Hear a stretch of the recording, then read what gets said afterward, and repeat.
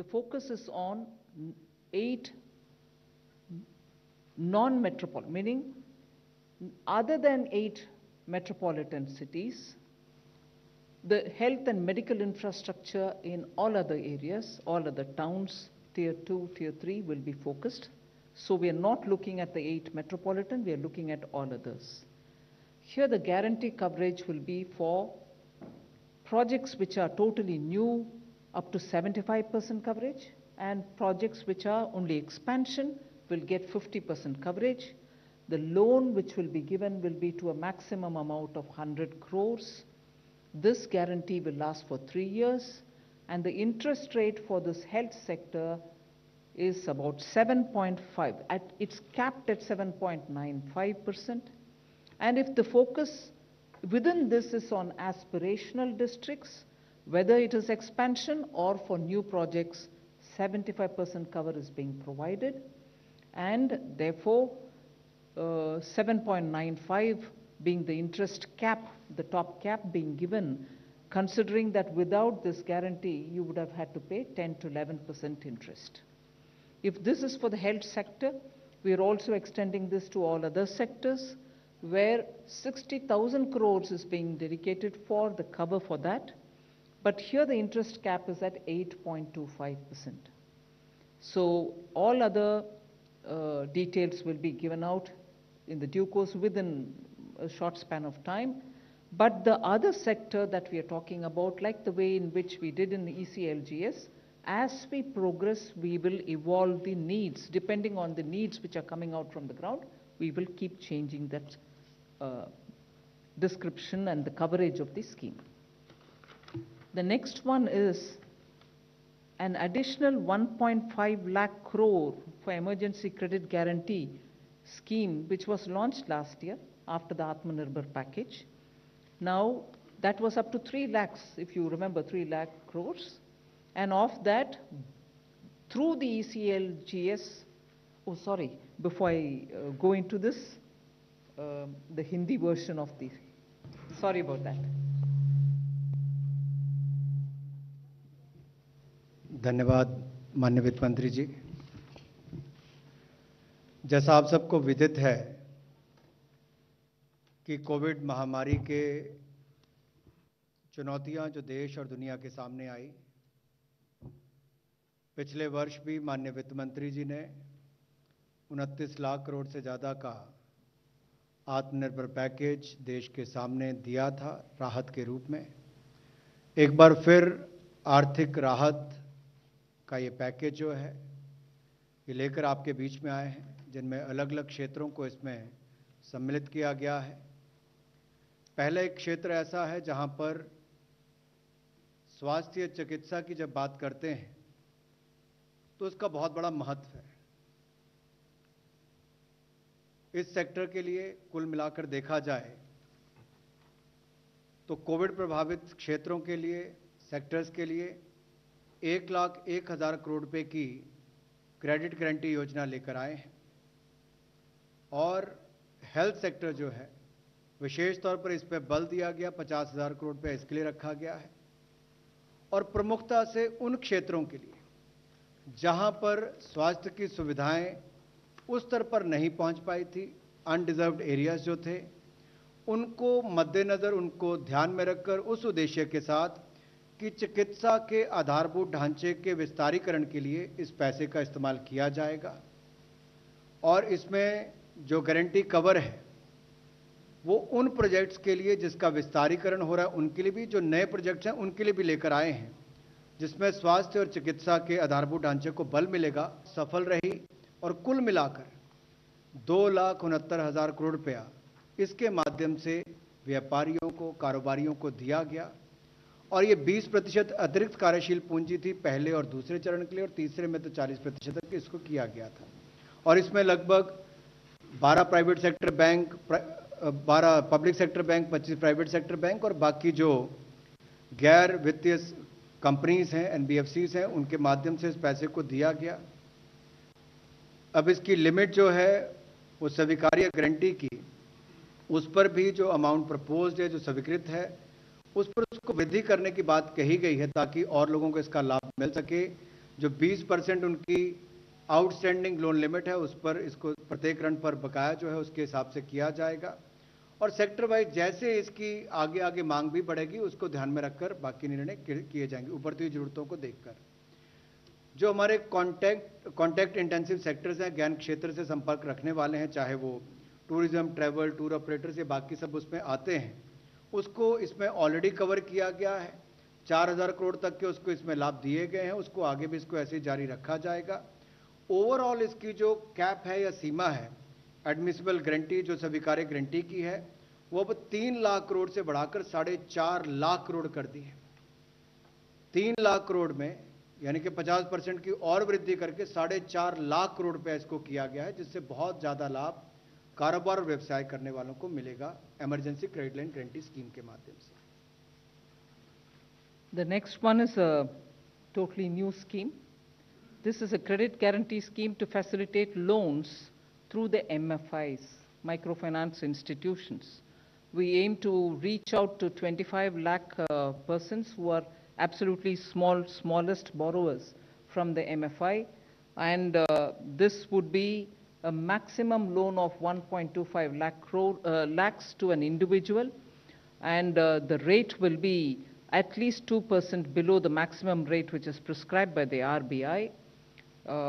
So the focus of this will be on new lending and not on repayment of old loans. Clearly, all kinds of stressed accounts can also benefit from it, and that is why we have mentioned that all defaulters also, so long as they are 89 days or less, meaning if the default is only within the 89 days, even they get covered, which means only the NPAs will not be covered, stressed will also be covered. Now, this entire scheme will be till 31st March 2020 or till such a time the 7,500 crores of guarantee which is getting issued is exhausted. Either this or that, whichever is the earliest.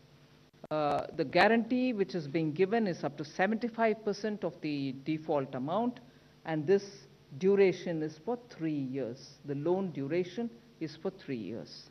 So we hope to cover 25 lakh, the smallest of small MFI clients, which means MFIs are normally widely spread in the hinterland, which is really the smallest, towns, very small towns, and therefore we want to reach out to them, and that is best done through the MFI, and that is why we've taken this route.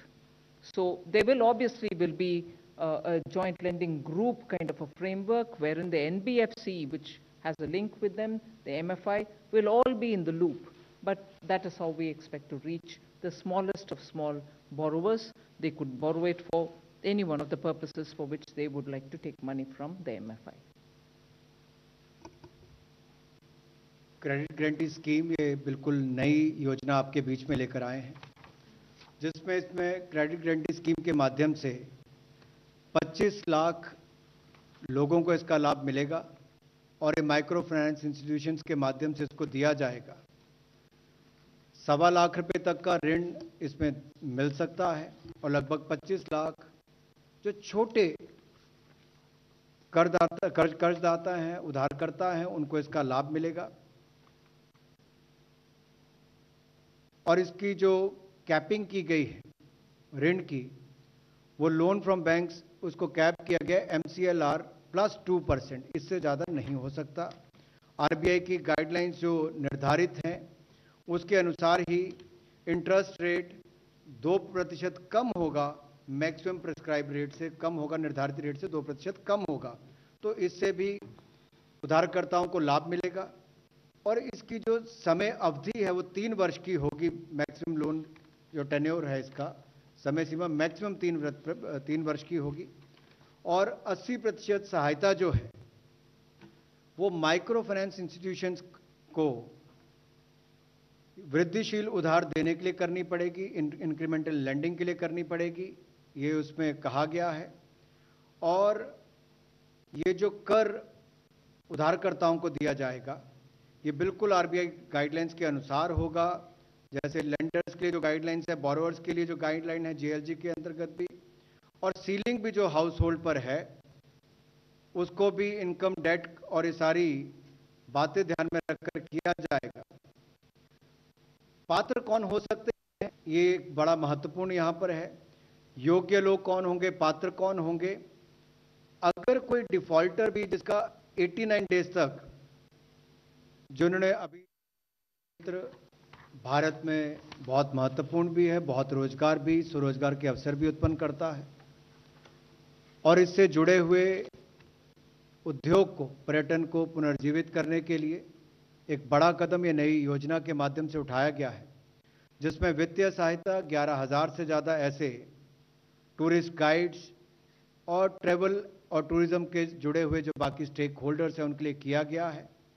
ये बिल्कुल नई loan guarantee scheme है जो Covid से प्रभावित क्षेत्र हैं उसको मददगार साबित होगी। इसमें कार्यशील पूंजी भी आपको मिलेगी। व्यक्तिगत ऋण अगर आपने लिए होंगे उसके लिए भी आपको लाभ मिलेगा, और इससे जो पर्यटन सेक्टर से प्रभावित लोग हैं वो अपने देनदारी का निर्वहन कर सकें, उस दृष्टि से इस योजना को लाया गया है। वो अपना वापस व्यापार या व्यवसाय शुरू कर सकें, उस दृष्टि से इसको लाया गया है, या कोई नया कारोबार भी शुरू करना चाहे तो उस दृष्टि से उसकी मदद करेगा। इसमें कुल मिलाकर 10,700 जो हमारे क्षेत्रीय स्तर पर टूरिस्ट गाइड्स जो हमारे मिनिस्ट्री ऑफ टूरिज्म ने रिकॉग्नाइज कर रखे हैं, राज्यों में भी उनको इसका लाभ मिलेगा, राज्य की सरकारों ने भी जिनको रिकॉग्नाइज किया है। और जो travel and tourism stakeholders हैं जो लगभग 904 हैं, उनको भी इसका लाभ मिलेगा। कितना लाभ मिलेगा?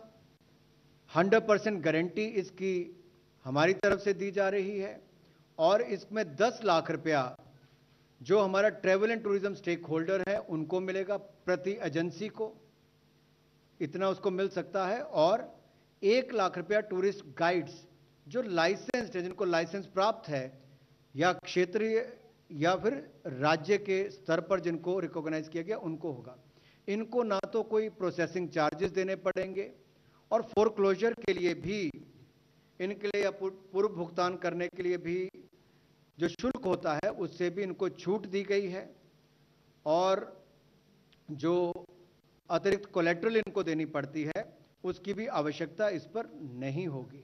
तो इस तरह से बड़ी मदद उसके टूरिज्म क्षेत्र के लिए यहां से भी होने वाली है। The next one also pertains to tourism sector. For the visas which are, once we start visa issuance again, the first 5 lakh tourist visas will be issued totally free of charge. This will benefit for any tourist only once. The scheme will be applicable till 31st March 2022 or till the first 5 lakh of visas get covered. In other words, till 31st March 2022 or till the first 5 lakh tourist visas are issued, everyone gets free tourist visa. Beyond that, of course, the usual regular charges will apply. So this, I think, will have a great incentivizing impact on those short-term tourists who come in for just with a month, 1 month visa.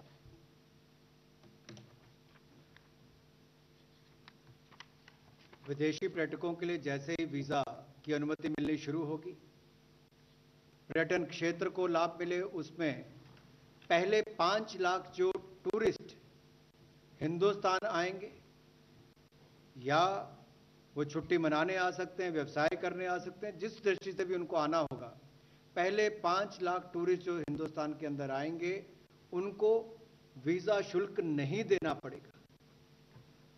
2019 में लगभग 1,93,00,000 विदेशी पर्यटक भारत आए, जिन्होंने कुल मिलाकर 2,23,390 करोड़ खर्च किया। ये चाहे अवकाश पर आए हों, व्यवसाय करने आए हों। औसतन जो टूरिस्ट आता है, विदेशी पर्यटक यहाँ पर आता है, वो 21 दिन औसतन भारत में रुकता है। प्रतिदिन औसतन वो लगभग 2400 रुपये खर्च करता है। इसके अलावा ये जो वीज़ा की अवधि है, जैसे इसको हम वापस शुरू करेंगे, वीज़ा जारी करना शुरू करेंगे, या तो पहले 5 लाख टूरिस्ट को इसको वीज़ा शुल्क माफ किया जाएगा और इसका वो लाभ उठा सकते हैं, लेकिन एक टूरिस्ट जो है, एक पर्यटक जो है, उसको एक बार ही इसका लाभ मिलेगा, बार बार नहीं। उसको कैप किया गया उस तरह से। और ये स्कीम 31 मार्च 2022 तक रहेगी, या पहले 5 लाख जब वीज़ा मिल जाएंगे उसके बाद इसको बंद कर दिया जाएगा, या 31 मार्च 2022 तक इसको जारी रखा जाएगा। इसका कुल वित्तीय जो प्रभाव होगा वो लगभग 100 crore. The next item relates to extension of the Atmanirbhar Bharat Rozgar Yojana. You'd remember that in October last year, we had announced that to incentivize employers for creation of jobs or to restore the lost employment, which is registered under the EPFO, we had extended a scheme wherein we estimated about 58.50 lakh of beneficiaries would be taken in and they would get this benefit. And who are the beneficiaries? Those who draw a salary much lesser than 15,000 or lesser per month.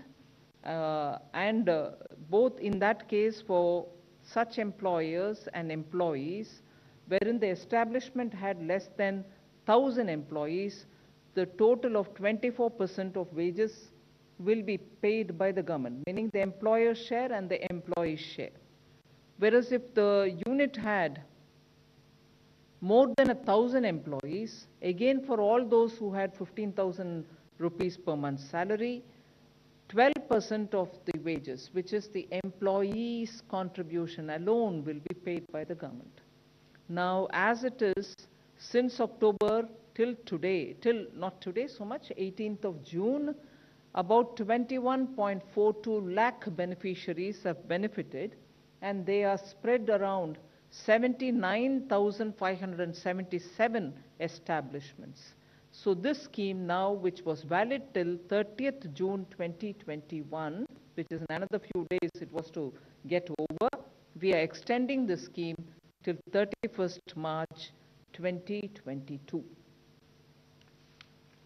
आत्मनिर्भर भारत रोजगार योजना, जिसको पिछले वर्ष 1 अक्टूबर 2020 को launch किया गया, ये एक प्रोत्साहित करने के लिए एक योजना लाए थे कि एक तो नए रोजगार का सृजन हो और जिनका रोजगार चला गया उनको वापस रोजगार देने के लिए उनको अवसर मिले।